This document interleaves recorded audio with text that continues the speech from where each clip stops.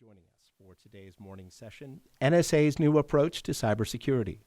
Please give a warm welcome to the National Security Agency's Director of Cybersecurity, Ann Neuberger.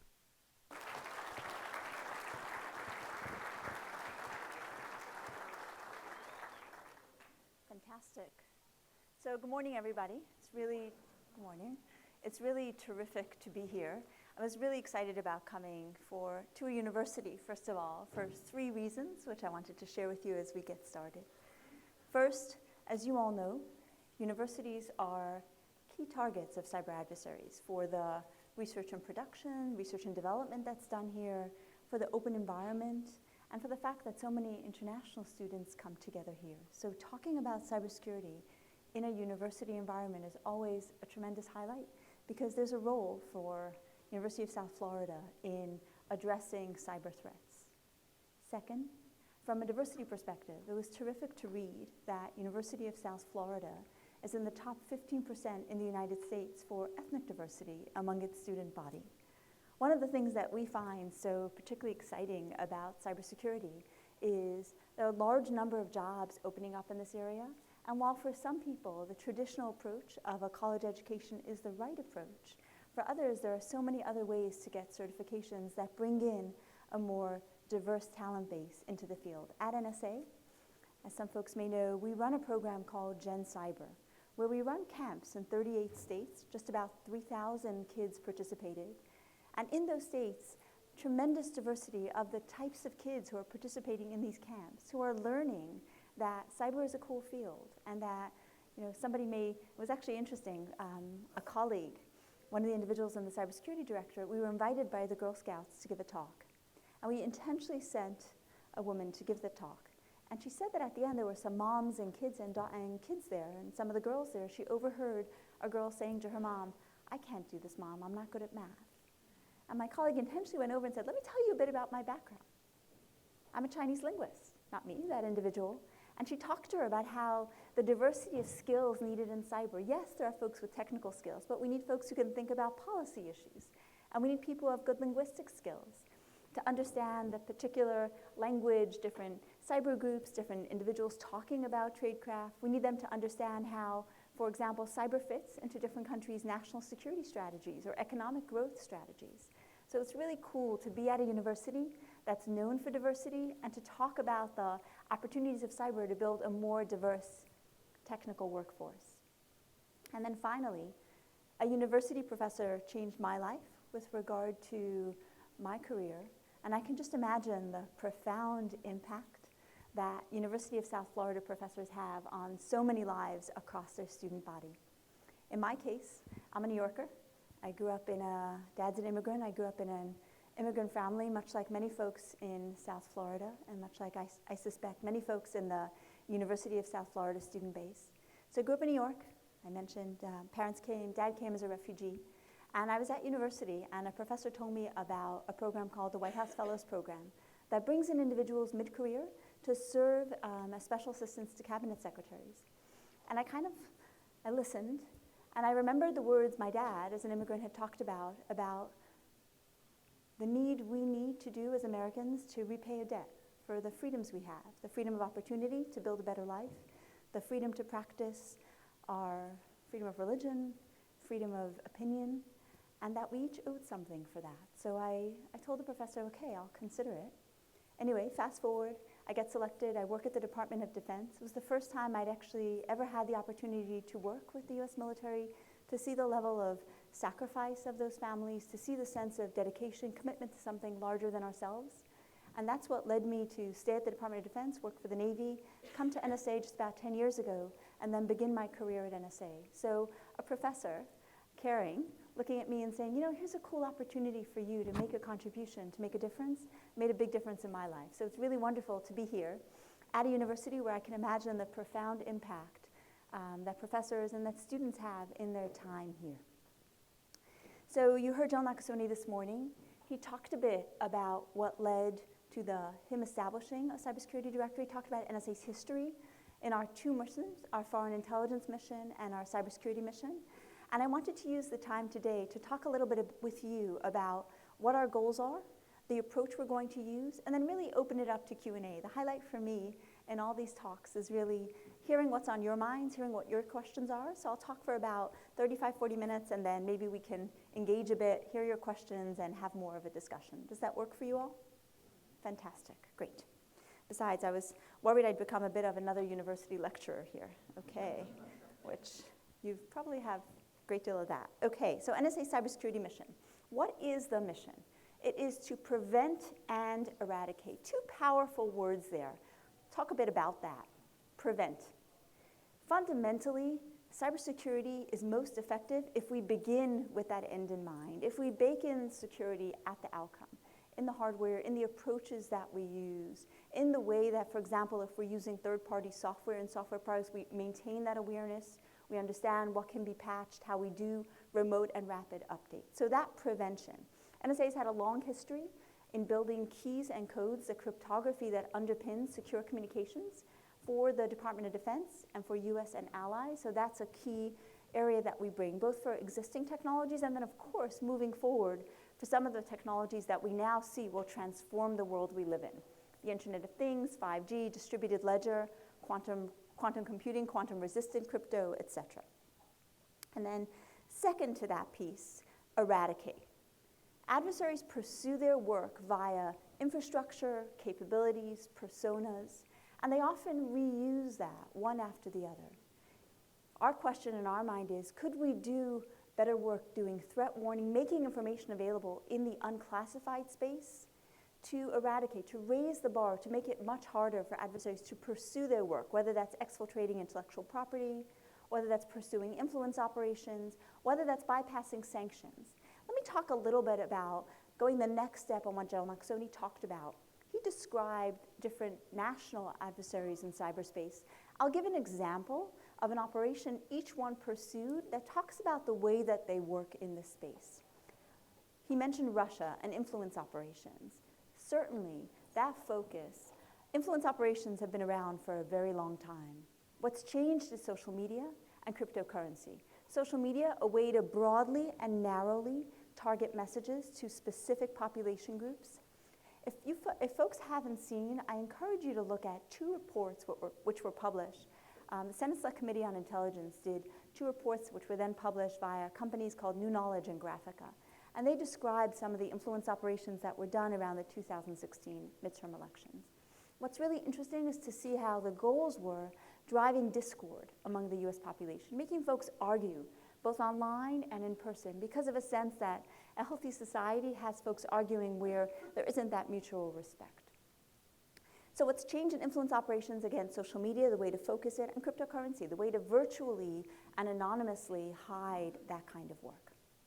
North Korea. We often talk about North Korea as a national criminal with regard to the way they use malware, cryptocurrency mining, specific targeting of banks and financial organizations to get hard cash, to get around the sanctions that have hurt that economy. So a lot of the attacks that we see coming from North Korea, like I said, are targeted against financial institutions or are targeted in mining, cryptocurrency, very creative actor in that way. Iran. Iran uses its cyber attacks in its region. We saw, for example, wiper attacks. Those were those that achieved a physical impact against Saudi Aramco. Saudi is a key picture, a key example of Saudi Arabia's, its economy. And attacks attributed to Iran achieved an impact against thousands of computers and essentially crippled Saudi Aramco for a period of time. And then finally, I'll roll it up by talking a bit about China. China has, I'll talk about it in the context of two specific attacks. One was the one against the Office of Personnel Management. That's the entity within the US government that maintains the information for all US government employees, specifically all US government employees who hold a clearance. Now, if anybody, I wonder how many folks here have ever filled out the form you need to fill out for a clearance? Quite a number. So you know how much painful detail about you, your friends, your family is all in those forms. So clearly for a government that's interested in potentially espionage against another country, that kind of information is hugely valuable, particularly when it's brought together from a big data perspective, combined with people's locations, people's friends, who is friends with who, etc. So really powerful attack there with regard to a nation's goals. And then another one, what was termed Cloud Hopper, which was targeted attacks against managed service providers. So we know the old Willie Horton joke, I believe it was. Why did he target the banks? That's where the money is. So if you want to target a large number of companies to exfiltrate research, to exfiltrate their IP, potentially learn about contracts that a Chinese company may be also competing for, a great way to do that is to go to companies who are providing services for a broad set of companies, right? So clearly that underpinned the Cloud Hopper attack there. So as we look at these national security objectives, we know that from our nation's perspective, we need to improve our cybersecurity and really make a difference there. And we'll talk a little bit about that. That work is being done across the US government. We talked a lot, John Maxoni talked a lot about partnerships this morning.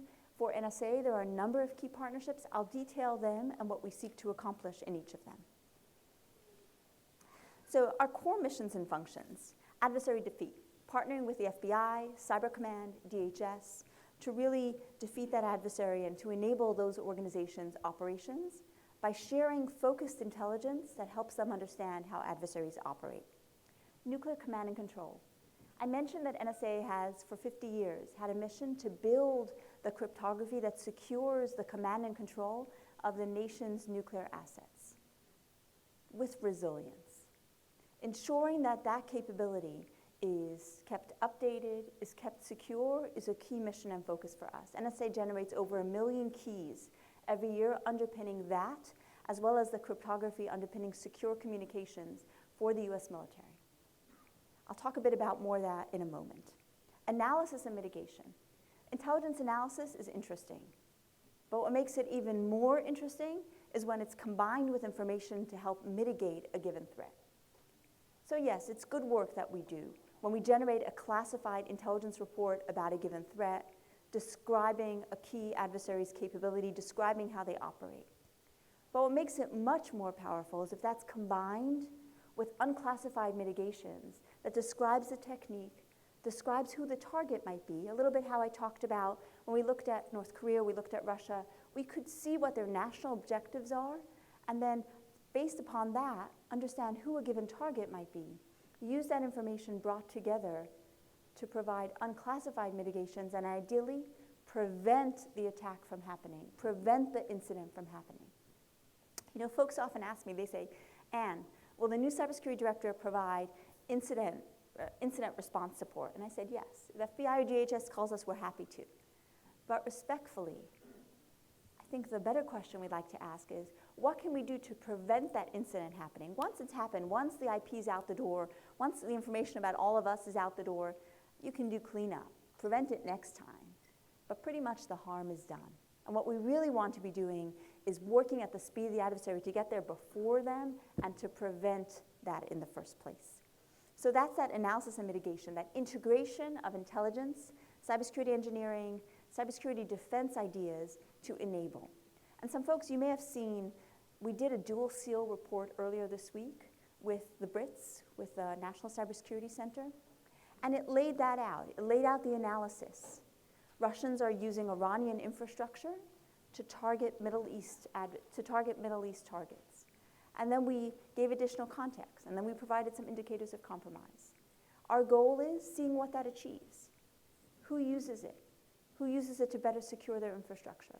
What feedback can we get about whether that was useful and what cybersecurity outcomes that generated so we can refine, do more of it, do it more effectively to achieve those outcomes with the insights that we bring. Encryption, production, and solutions. So I mentioned NSA generates over 1 million keys a year. So every time a fighter jet takes off, its ability to securely communicate with others, with whom, is because of the keys that we generate and that we refresh on a regular basis. That's hard work. That enables the United States and allies to work together around the world securely. And that's a key mission that we're working now to revitalize. Well, as we see cryptographic jumps, you may have seen Google's announcement in the area of quantum cryptography. That has significant implications for security of secure communications over the long term. But this is a key mission, a mission we put a lot of focus and care about, and a mission where we say it's cryptography, but it's so much more. It's how you implement, It's how an understanding that how stolen credentials can undermine a cryptographic system and how you build a security perimeter that ensures you have the resilience and from a DoD perspective, as I noted, the lethality to conduct military operations. One of the really exciting areas is the Cybersecurity Collaboration Center, which is an area I noted earlier. The attack is in unclassified space. So for us to be helpful, we have to be operating in unclassified space. Cybersecurity companies, threat intelligence, they've generated so much insights. They bring so many, their own sensors, millions of points of sensors, pulling that information together, connecting the puzzle pieces of infrastructure, capability, goals, and intention rapidly enough to prevent an attack is where we need to be. And working closely with the private sector is not optional. It is a key part of bringing those puzzle pieces together in an effective way.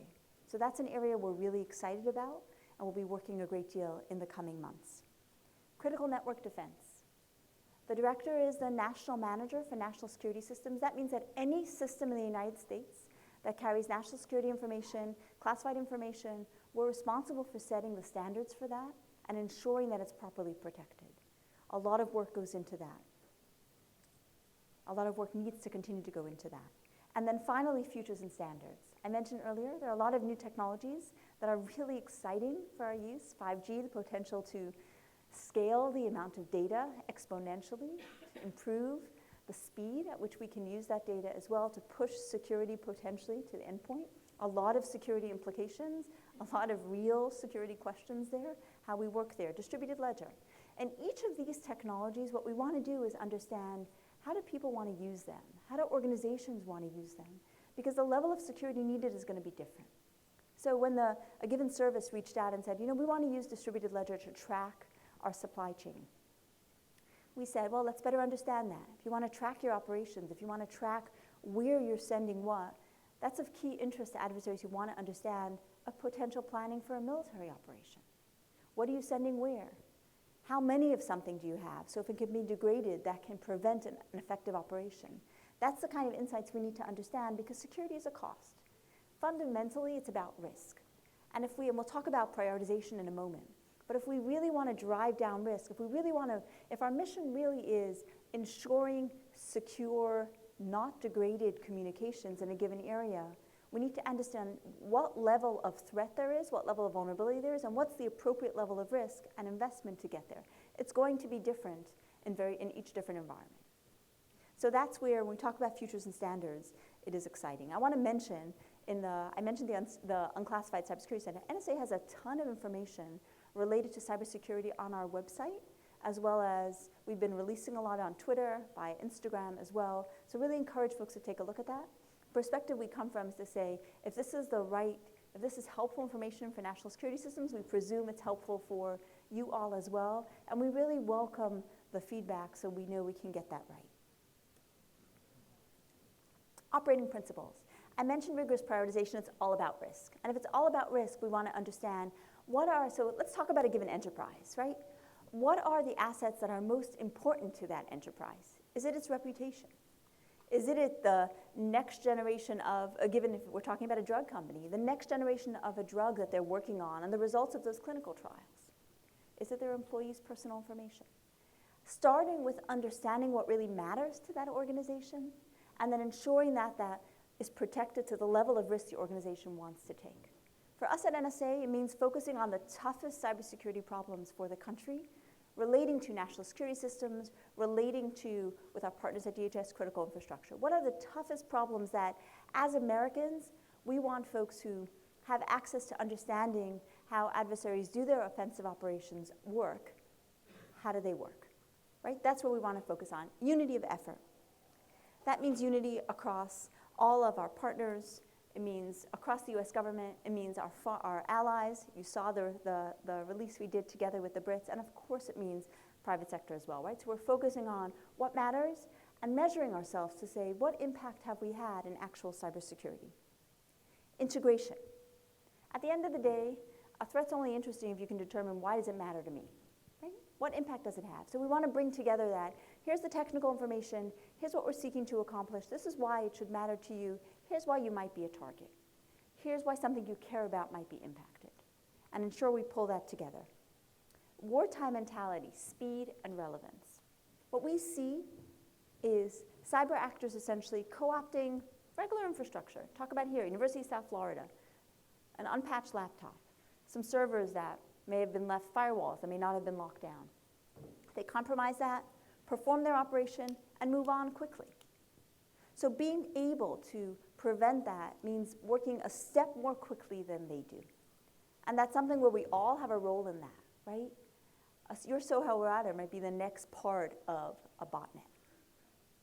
A given enterprise that's starting to use cloud services may say, hey, if I'm using the cloud, I'm safe, and not necessarily realize that the cloud combines the prior model as well as the unique vulnerabilities of a virtualized world, and that really being thoughtful about what services are being used, what role the cloud service company has, what role the enterprise has, and then doing that in a repeatable way so each developer doesn't have to figure it out themselves, right? Figuring that out and ensuring that that's in place in a speedy way, and then engaging with the private sector at the unclass level. Underpinning all of this is talent. You heard John Laxoni talk about centers of academic excellence, which University of South Florida is one of them. We have 50 that are just signing up this year alone. Those are terrific because it means that we can grow that talent. There's also wonderful certification programs. We're really eager working with some folks in inner city Baltimore to try to build a Gen Cyber camp targeting for that community as well. So we really bring in diverse talent and give folks the opportunities from the thousands of jobs that are starting in cybersecurity. As I noted, the advisories we've started doing are really evidence of that bias for action. If we have info, let's get it out. Let's make it useful. If we're releasing it only in a classified report, it's useful to a community, but how much more useful can we make the unclassified indicators or the insights so that more enterprises, more individuals are protected? So what does success look like? And where is the University of South Florida and all of that? So what does success look like? Here are some of our thoughts. First, national security military systems, classified systems, use modernized keys, codes, and crypto. We have the resilience in the systems we all need as a nation to protect this country and to ensure our allies can be safe as well. First and above all, adversary cyber threats are degraded. We're doing more releases to make sure that that same infrastructure, those same tools can't be reused again and again, and that organizations and the key systems, critical systems for the country that are so important, we have a level of confidence that they are not degraded and that they're there at a critical time. We talked about security of critical infrastructure and national security systems.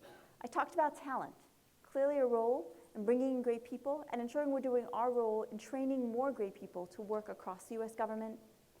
And then finally, that we're one team, that the various entities across universities, across the private sector, across the government, have an understanding of what does it take to have national cybersecurity at the level we need, and what's our role in each of that. So we look at the role of the University of South Florida. Certainly the research that's done here, I think it was 14 cybersecurity programs that are done here to train individuals. Each of us ensuring that the systems that we have are regularly patched so we ourselves, our systems don't become part of a botnet, is key to ensuring that from a national perspective, we are where we need to be. So with that call to action, it's certainly fantastic to see the excitement at the center, to see the work that Shri and his team have done to build this amazing conference, to see the president, the provost attending, emphasizing how much this is a priority for them. So with that, thank you again for the opportunity to be here and to talk with you. I'm truly looking forward to hearing what your questions are, to hear what's on your mind, and to working together towards keeping the nation safe in cyber. Thank you all.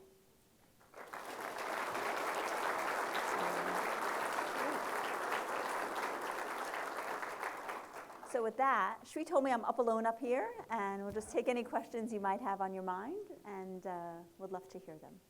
It's funny, at NSA, so NSA is a culture of a lot of really fantastic people, a lot of introverts. So whenever we have big town halls, we always seed a couple of people because everybody needs the first person to ask the question. So I am so grateful that we didn't need to seed in this audience, because I'm sitting there going, damn, we didn't seed anybody. Hi, if you don't mind just telling me your name, and if you're a student here, or if you're just a resident here or work at a company, I'd love to just know what you do. My name is Derek Smith. Fantastic. One thing that I've heard from various panels with NSA members is you guys are very good at recruiting great talent, but your retention sometimes less because of the brain drain where people go over to the private sector because they can make more money. Do you view the Cybersecurity Collaborative Center as a way to kind of fight that brain drain? So that way you still have those partnerships that you guys build, but they're not maybe not directly working for the NSA anymore? That is such an insightful question. So three-part answer, if I could. One, yes. So NSA hired, I believe it was 2,200 people last year. So that's not only in cybersecurity, right? That's across. But certainly, it's fantastic. We have a great ability to recruit. On the retention side, the key retaining factor, the reason folks stay is they enjoy the mission. They enjoy the work they need to do. That being said, sometimes from a salary perspective, folks do move on. And to be very frank, if we're training great people and then they move to secure critical assets, help companies secure, we're happy to hear that, right? That's part of national cyber. That being said, one of the barriers to bringing in mid-career talent, right? Because it goes both ways. What we'd love to do is have folks who start out in companies say, you know what, I've learned a lot about practical cybersecurity in a large global enterprise, and I actually want to contribute that in government service. We'd love to, it takes a while to get a clearance and come on in. So first, great question you asked. In the Unclassified Center, what we'd like to do is have some work folks can do unclassified. Think software vulnerability research, hardware vulnerability research, right? From a cybersecurity perspective, that's work that folks don't necessarily need a clearance to get started. So we want to pilot some efforts in that area potentially over the next few months. To the second part of your question, that's where we look to do unclassified collaboration, to your point, to connect the puzzle pieces of insights across the millions of sensors in the private sector and their understanding of actors with what we know from a classified perspective to ideally build that picture and act quickly. So yes. Great. Thanks for the question. Great. Yes. Thank you for being here, ma'am. Matt Barucher with SBCG. This time last year, What was your first name, Matt? Matt. Great. This time last year, you were working on the election security for the midterm. Mm-hmm. Based off that experience, how do you see this new center supporting counties and states as they try to go ahead and secure their local infrastructure, specifically election infrastructure, like we saw in 18, to get ahead of the penetration, so we're not cleaning up and you're getting out there and talking with the counties ahead of it so they're prepared. Great. Thank you so much for the question, Matt. So two-part. One part is, first, we worked in 18 and we're continuing to work today to build an intelligence understanding of who might seek to disrupt or degrade trust in an election, and then ensure that we rapidly share that information with entities who can do something about it. So that's the first step. The second step is we work, as you know, the Department of Homeland Security has the primary responsibility to working with states and counties on elections. Working on the midterms was fascinating. I did not know, living in the United States my entire life, born here, I did not know how complex the US electoral process is. It is amazing. Every local county, how that comes together, really amazing. So DHS has the primary responsibility to work with those various states and counties and election infrastructure providers to work on that security. We, of course, provide support. If we learn about vulnerabilities, we share it. But those are the two ways that we work on election security. Great. Thanks, Matt, for the question. Yeah. Good morning, ma'am. Morning. Thomas Gustavo, recently retired U.S. Army Logistics Contracting Officer. Thank you for your service. You're welcome. And current Director of Carroll Communications, where a service-disabled veteran-owned small business partner of General Dynamics Mission Systems. Mm-hmm. And I'm wondering, because I've been with the company for about a year now, and I live here in Tampa in Clearwater Beach, where I want to retire, I understand U.S. SOCOM because I have supported special operations, and I understand the procurement process when it comes to, my main focus is signal intelligence. Now, what is the procurement process in reference to OTA when it comes to NSA? Thank you. So if you go on NSA's website, there's a link to the ARC, I believe it is, which has details about how we do acquisition and how those processes work. So Toma, that should give you the information that you need. You can check me, and if not, we can talk. Yes? Hi, Ann. We met earlier, but Yep. I'm Ron Sanders. I'm actually on the faculty at USF. I run the School of Public Affairs. Amazing. And one of the things I do is teach leadership. And I saw one of your operating principles, unity of effort. Mm-hmm. You're not in charge of all of those agencies entities, both here and overseas, that you have to work with. How do you get them to do what you want them to do if you can't tell them to do it? Yep. So it's a little bit about, so I'm a mom of 2 teenagers, and it's a little bit similar with regard to highlighting the problem and highlighting their role in it and emphasizing that how cool it will be to talk about the successes we can accomplish together.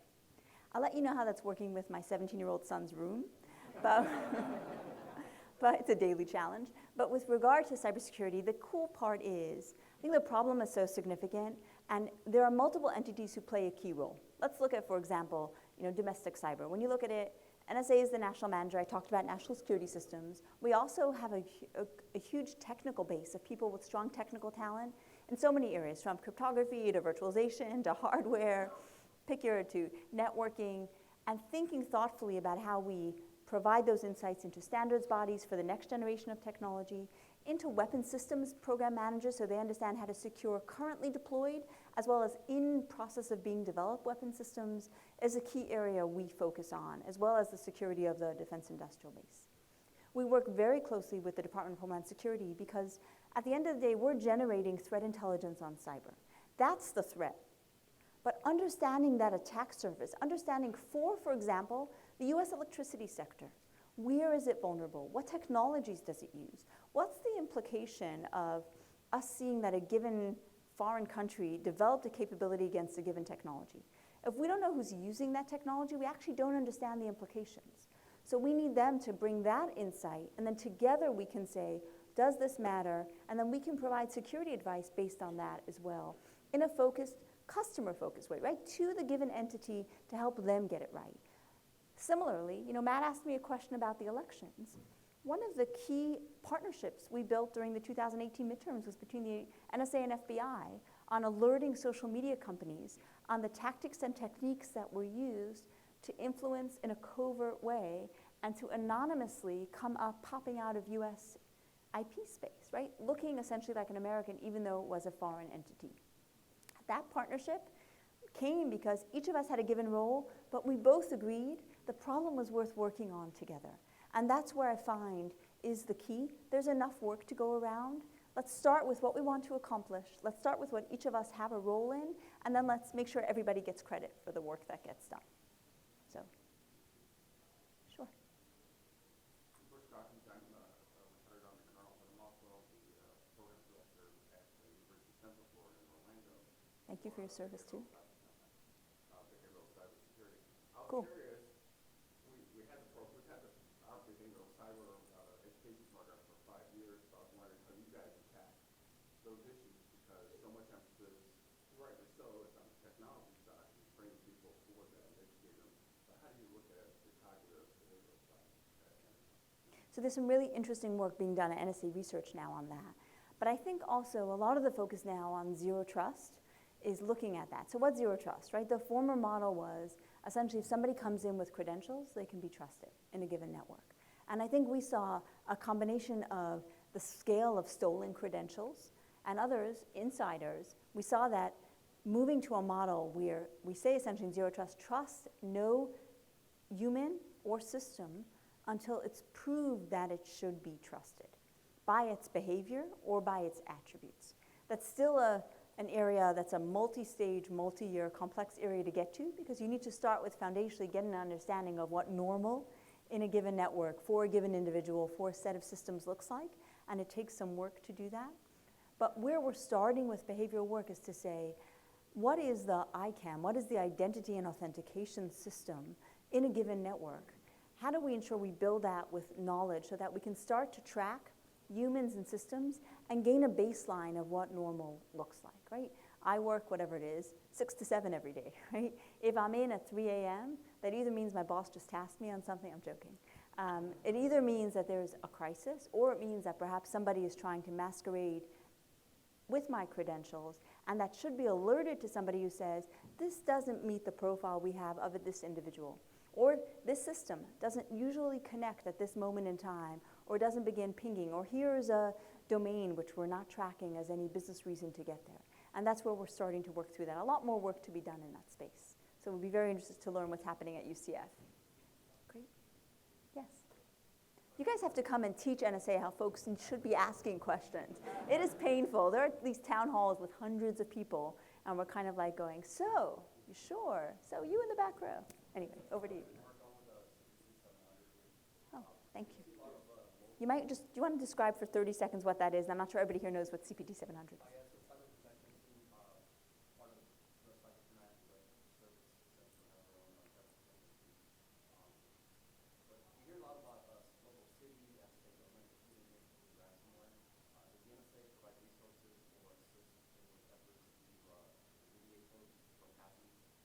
So that's a great question. Thank you, Mark.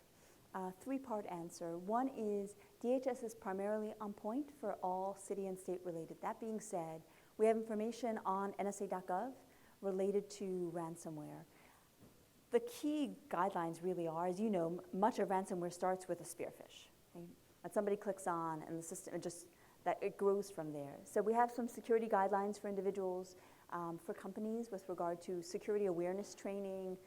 It's the regular hygiene stuff we all talk about, right? Be careful about emails you get from entities you don't know about, keep systems patched, etc.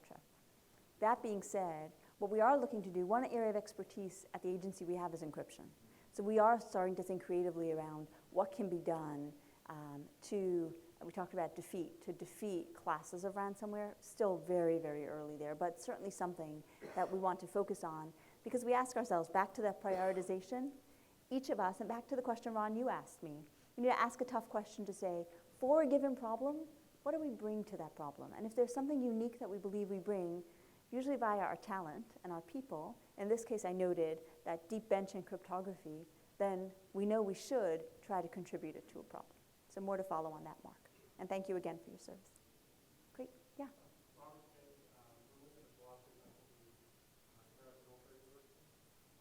question is a bit broader.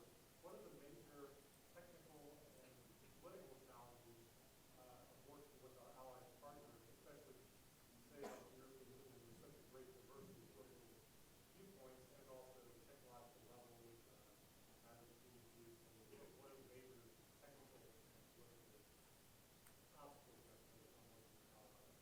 Really good question. I'll talk about a few. We can go on for a long time, so we'll talk about a few. First, I'm sorry? Yeah. First, so the European Union has made some interesting advances. You know, from example, GDPR and other requirements that they've set. And given it's a block, you know, you can incentivize companies to listen because it's a block in that way. So they've made those good advances. We see a lot US companies looking very closely, again, on GDPR and the benefits of implementation, the cost of implementation, how to make the most of that. From a technical perspective, you know, essentially US technology is used around the world, right? If you look at any given threat intelligence company and look at their annual reports, and you look at what are the most targeted technologies, clearly what's going to be most targeted is what's most used globally, right? And those are usually US-based technologies. So the technical partnership we have is when we learn of vulnerabilities to quietly, you know, in the United States, we do anytime we learn of a vulnerability, we do a very careful review, and our bias is to always share it with the company and work if they need help to help mitigate that. And that partnership, working on finding vulnerabilities, helping companies secure their products, working in standards bodies, certainly there are shared goals, because whether you're talking about the United States intelligence community or you're talking about a French financial agency, we're likely using the same technologies, so we have a shared interest in making those as secure as possible. So we partner on a lot of those initiatives together. Okay. You're welcome. Yeah.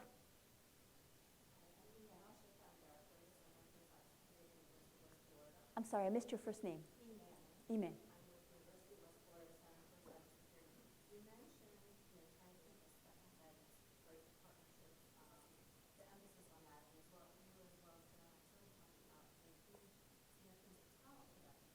Huge.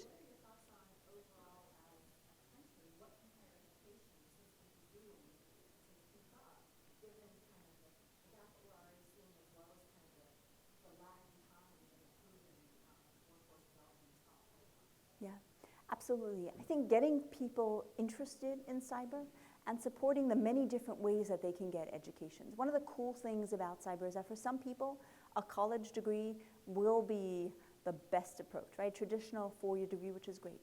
For other folks, getting a certification that shows that they're good in Linux, that they're good in Red Hat, whatever it is, gets them started, and then they can build, go back to school, get additional skills, and really join the workforce in that way. So I think having that breadth of ensuring that, for example, a given student who's at a university and says, I'm really interested in cyber, but I need to get a job, and helping guide those folks to programs that at least get them started in the workforce, and then the problems are so cool, they'll stay. So looking at cyber as a lifetime skills acquisition, look, I take data science classes on Coursera at night.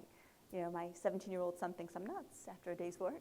But the point is that all of us in our careers, especially in technical fields, we want to stay current. So I would say first, it is amazing to see the number of centers of academic excellence that we and DHS have certified, and amazing to see that growth. I mentioned 50 new ones.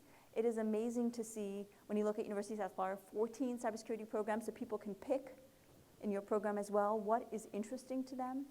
I think adding to that, having the insights of what are other programs that can get somebody started, even in a part of the industry, and learn on the job would help grow. And then ensure that we have individuals and enough talent at the various levels. A level of talent to set up a network, a level of talent to do malware analysis. Those are going to be a level of talent to do research in quantum computing. Those are different levels of skill, and ensuring that we guide people to what's the right path for them when they start and throughout their career, I think is critical. Thanks. Yes? What was your name? Sorry, I get to ask a question first. Hi, Kelly.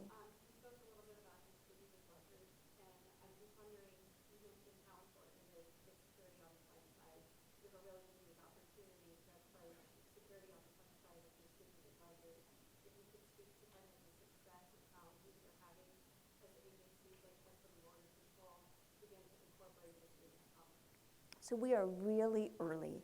I mentioned it as one of the organizations we've established in the new Cybersecurity Directorate is called Futures and Standards. And in the process of standing up each organization, we did what the military calls a quick mission analysis. We said, what do we want to accomplish? What is the scope of what we want to accomplish, and what should we focus on? And we identified 5 specific technologies of the future, of the current to future, that we felt were game changers, to where we've stood up small teams to focus on that. Distributed ledger is one of them. So we can check in 6 months, and more to follow on that. Great. Yes. Thomas telling me, Anne, there is no ARC on NSA's website. Give it up. It's not there. No, my daughter has hacked to 5 different parental control apps. We're going to make this a support group. How many folks here have a... Please help me. She is 3 years old. That's funny. That is interesting. Looks like somebody behind you wants to help. I don't know if I can help you with that one, but Dan Holland with RK Solutions. When you talk about architecting for zero trust and the huge workforce shortage, one thing I think you're doing in general is process automation. Yep. What are some of the barriers to operationalize and meaningful automation as a technology? That is a great question. Toma, I did want to say that in, she's 4 years old. I would say she's 3 years old. Okay, so in 13 years, I'll give you my email address. Have her email me. We have a job for her at the National Security Agency. Okay, so automation. That's a key part of the talent answer that I should have given when asked, right? Automation, orchestration. There's a lot of repetitive work in cyber that if we can automate would really make a difference, both with regard to speed and using data much more usefully, but also giving folks more meaningful jobs, right? There's a lot more interesting work than looking at a screen and just waiting and trying to make sense of a lot of data, and where systems can, whether behaviorally or others, can help us make sense of that. So I think some of the barriers that we've seen, and we have a lot of efforts in this area, happy to talk about offline in more detail. Some of the barriers have been sometimes folks deploy multiple different security technologies that can't necessarily communicate or can't necessarily export data in a way that one can bring together off those sensors to make decisions. So that's the first piece. The second piece is trust in that data to make decisions, right? So I mentioned earlier the need for a baseline of what normal looks like. Until you have that, it's really hard to automate a response What you can do is you can alert to say, this thing looks more important than that thing, but it's harder to say block that activity, which is really where automation will become impactful in blocking an adversary moving laterally through a network, right? So for example, if somebody used stolen credentials to get in, ideally you're quickly learning that something doesn't look right and preventing them from getting to your most sensitive information. So that would be that second piece, to getting trust, to be able, getting that baseline understanding to be able to use it. And then finally, there's some really interesting, at the agency, for example, we find Splunk a really helpful product. Ensuring we're using it in an enterprise way, using that data to make decisions. So using technologies, and then essentially, the agency, for NSA, for example, has a GitHub account. We contribute, so we can, all of us working these problems can gain the benefit of each other's work. Great, you're welcome. Yes? Good morning, Sean Pascal. I'm with the Cybercrime program at USF. Great. And I've heard you talking today, along with the general, about partnerships and working with federal government, state government, local government. But nobody's brought up Ghidra and the release of that, and how it's kind of gone beyond just helping organizations, but also individual citizens, and then making that program available for improvements and comments and feedback, et cetera, et cetera. Absolutely. So first I want to, did you want to ask me something? And I was going to ask you what your reflections have been on that in terms of from the users, from the different organizations. If you see that as kind of a litmus test for continuing to bring software and hardware into this environment for open distribution. So first I want to give a public shout out to an individual who played a key role in the sharing of Ghidra in an unclassified manner. So Natalie Pittori, shout out to you for your role on that. I want to give a round, since I know what it took, I can give a round of applause. And the feedback we've gotten has been uniformly positive. First, the feedback we got was, what are you doing? And the response was, we're committed to the cybersecurity community. We're committed to making cyber easier, to the questions you said. A lot of cyber is just rough, repetitive, tough work sometimes. This was a great product. We saw it was really useful to us, so we wanted to share it with the community, and we did. And we see a lot of uptake, a lot of use, a lot of discussion, a lot of improvements. So for us, it was a pilot effort to say, what contributions can we make in a meaningful way? We know we share threat intelligence. We know we share vulnerability information with companies and to help them improve. We know we share security guidelines, but can we actually share a reverse engineering tool so that the broader community can benefit from the kinds of tools we use? And the answer was a resounding, yes, we can, and yes, it's useful. And those are the two questions we ask ourselves. Is this something that we think would be beneficial? And then, is it really beneficial? And do we get feedback that this is useful? Because if it's not, we know we need to do something differently. So just a question here. Who here is aware of Ghidra? Okay, so roughly 25, 30% of the room. I think if you visit NSA.gov or look at our Twitter account, you'll learn more. It's a reverse engineering tool that NSA open sourced roughly about 7 months ago. And March? Okay.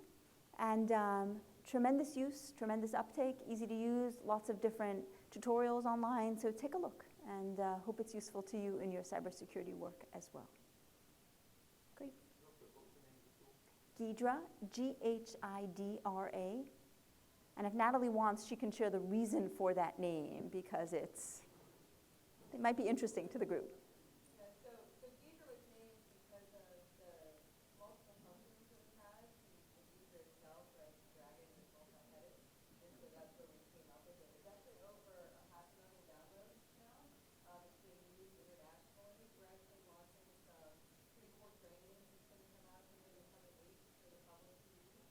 So if you go on LinkedIn.gov/security, go on our GitHub page, there's tons of information. It's a full open source tool at this point, so when you find things and you're like, okay, I can do an improvement, you can do that, you send it into our user team, which is some of the smartest people I've ever worked with, and they'll take modifications. I think we've released at least four new versions of it, updates. We still use it in the agency. It's state of the art with reverse engineering, so if you haven't downloaded it, that's highly encouraged to. Great. Thank you, Natalie. Any other questions? Yes.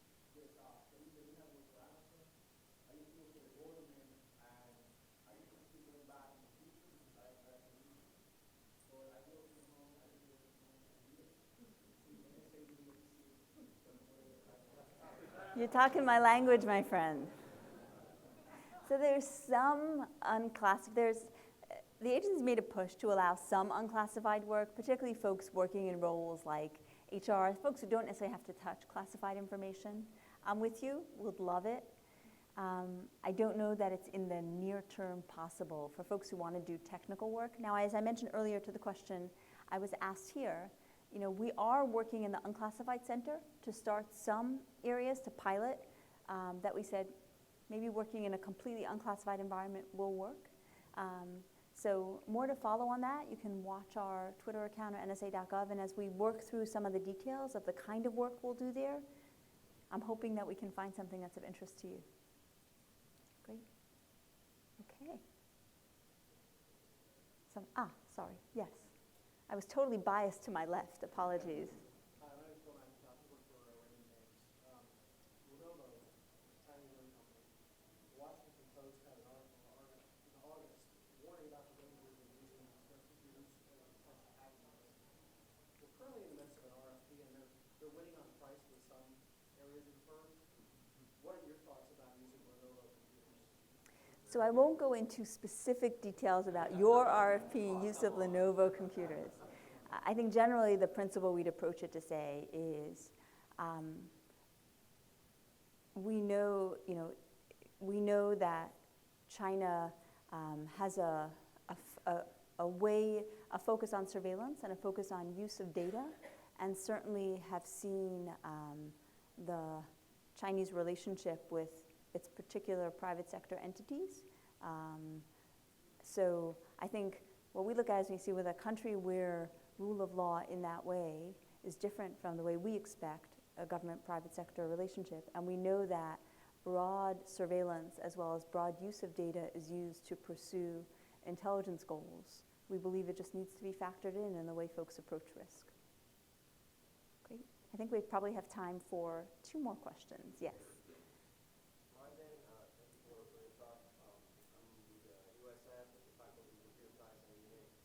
Question is in regards to recruitment of minorities in Yeah. technical and computer science. So, you're aware that in some of the universities or overall in the country, we are having challenges trying to recruit minorities into IT and computer science programs. From your leadership position, being a woman and in obviously a technical heavy field, what would be your advice, or what programs the NSA currently has to retain and recruit minorities? Absolutely love that question. Thank you so much. We have 3 programs. One is, I mentioned, the Gen Cyber camps. So those start really young. Those are 8th to 12th grade, week-long summer camp, 38 states, I believe. 3,000 kids so far have gone through it. And it's a pretty interesting week-long program. They do some technical work, and it's really meant to overcome that barrier some folks may have in their mind and hear cyber, think math. And then they have whatever the barriers are that we all know about with regard to those fields.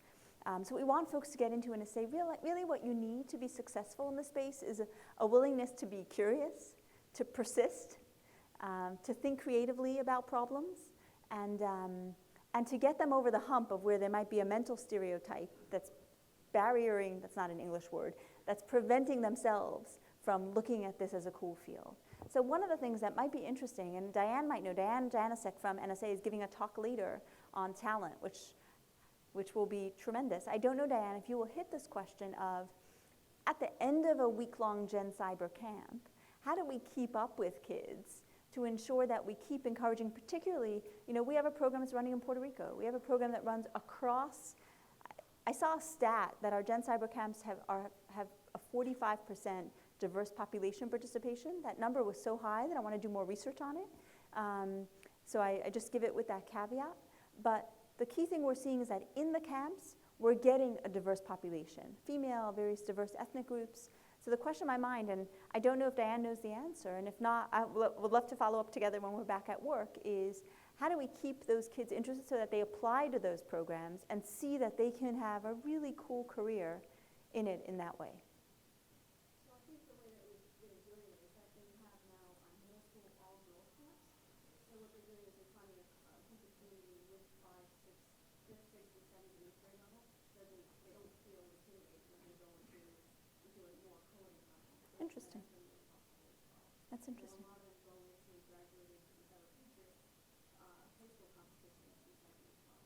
So it might just be a good follow-on conversation because it's something we really have a commitment to. So any ideas are very much welcome.